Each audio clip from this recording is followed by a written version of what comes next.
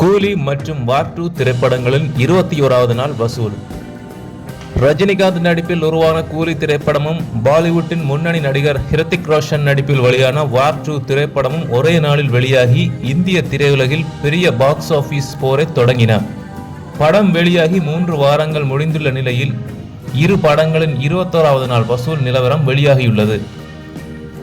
இயக்குனர் லோகேஷ் கனகராஜ் இயக்கத்தில் உருவான கூலி படம் ஒரு சாதாரண மனிதன் ஒரு பெரிய தங்க கடத்தல் கும்பலுக்கு எதிராக போராடும் அதிரடி ஆக்ஷன் த்ரில்லர் படமாகும். இவன் யார், இவனுக்கு என்ன மர்மமான கடந்த காலம் இருக்கிறது என்பதுதான் படத்தின் மைய கதை. அதிரடி சண்டை காட்சிகள், அழுத்தமான வசனங்கள் மற்றும் விறுவிறுப்பான திரைக்கதை ஆகியவை படத்தின் வெற்றிக்கு முக்கிய காரணங்களாகும். கூலி திரைப்படம் வெளியானது முதல் இன்று வரை வசூலில் பெரும் சாதனைகளை படைத்து வருகிறது.